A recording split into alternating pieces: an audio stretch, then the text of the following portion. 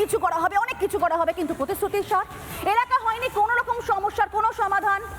এমনকি পরিশ্রুত পানীয় জল যেটা দরকার ছিল সেটার অভাব। শহরে একাধিক ওয়ার্ডে সেখানে পানীয় জলের সংকট তৈরি হয়েছিল। পানীয় জলের সংকট মেটাতে মাঠে নেমে দ্রুততার সঙ্গে কাজ করা হবে এমনই প্রতিশ্রুতি দিয়েছিল শাসক দল তৃণমূল, কিন্তু এখনো পর্যন্ত কোনো উদ্যোগ চোখেই পড়েনি। আর সেখানে সাধারণ মানুষ কি করছেন? হা হুতাশ করছেন, পাচ্ছেন না পরিশ্রুত পানীয় জল। গ্রামটা নোংরা নাকি জলটাই নোংরা? জলটা নোংরা, জলটাই নোংরা। জলটা মাটি, তারপরে কত নোংরা বেড়ায়, শ্যাওলা টলা। তাহলে কোন কল থেকে নিলেন একটু দেখান। লাল কাপড় বেঁধে রাখতে হয়? হ্যাঁ, বেঁধে রাখতে। এই তো লাল কাপড় দেখুন না। বাবা, এই যে। মারাত্মক নোংরা। খেতে হয় আপনাদেরকে? হ্যাঁ, খাই তো এগুলো। বিধায়ক তো মানে যখন বিধানসভা নির্বাচন আছে তখন তো আপনাদের পরিশ্রুত পানীয় জল দেওয়ার কথা বলা হয়, পান আপনারা? না, পাই না। তাহলে জলের সমস্যাটা তাহলে রয়েই গেল।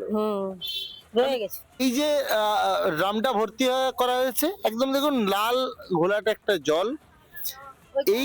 এই জলটা নিয়েই এখানকার মানুষদের খাওয়া দাওয়া করতে হয়। সরকারি পানীয় জলের কল, এই যে পানীয় জলের কল, তাকে মুখে লাল কাপড় বাঁধা আছে, কিন্তু জল কিন্তু তাও পরিষ্কার আসছে না। এই যে জল, এই জলটা আপনারা খান? খাবে কি করে? কাদা যে জল, মাটি মাটি জল। তাহলে আপনারা জল, পানীয় জল কিভাবে খাচ্ছেন? পরিষ্কার জল? চেকেই খাচ্ছে। ভোটের সময় নেতারা তো আসে, এর আগের বারও বলেছিল যে, হ্যাঁ, বলছে তো। কি বলেছিল আগে? ওই জল পরিষ্কার হবে, কোথায় আর হচ্ছে? হয়নি। পানীয় জল পরিষ্কার পাচ্ছেন? না, সব মাটি মাটি। এই যে মনে করো কাপড় দিয়ে সব কলেই ওইগুলা ছাঁকে খাতা হচ্ছে। কমিশনে কিনা অনেকবার যাওয়া হয়েছে, ভালো জল আসছেনি। বিধানসভা নির্বাচনের সময় বিধায়ক তো বলেছিল পরিষ্কার পানীয় জল দেবে, তাহলে তো হলো না, আবার তো ভোট চলে এলো। ওরা কাজ করে দিবে নি এখানে, শুধু ভোটের সময় ভোট নিতে আসবে। রিপোর্ট কার্ড কি বিধায়ক ফেল করে গেল? হ্যাঁ, পাস না ফেল কি বলবেন? ফেল করেছে।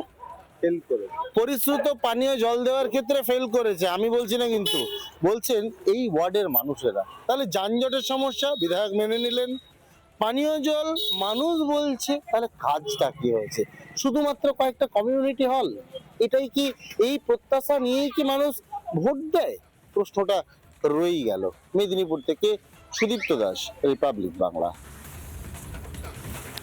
পরিশ্রুত পানীয় জলের অভাব রয়েছে, মানে সমস্যা রয়েছে, তাহলে কতটা সফল হয়েছে বিধায়ক, কি বলছেন মেদিনীপুরবাসী? এখনো তো সেভাবে দেখতে পাচ্ছি না। ভবিষ্যতে হয়তো আশা রাখতে পারি যে হয়তো যানজট মুক্ত হবে।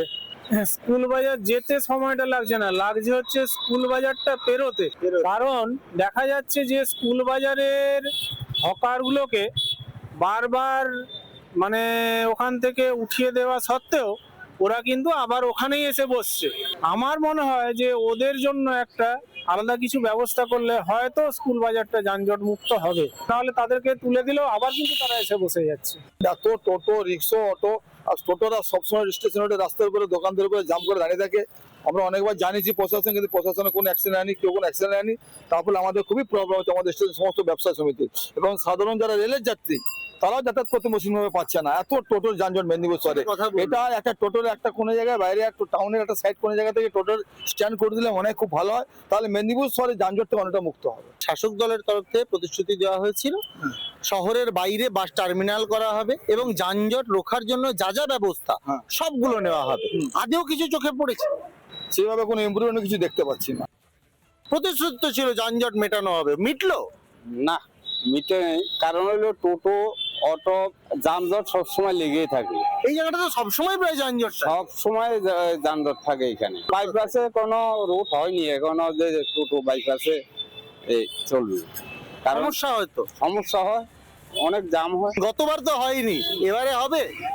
এখন সেটা দেখি কি হয়, মানে ভরসা কিছু পাচ্ছে না। বর্ষা কিছু পাচ্ছি না এখনো। নানা ধরনের কন্টেন্ট দেখার জন্য লাইক করুন, শেয়ার করুন আমাদের ফেসবুক পেজ, সাবস্ক্রাইব করুন আমাদের ইউটিউব চ্যানেল।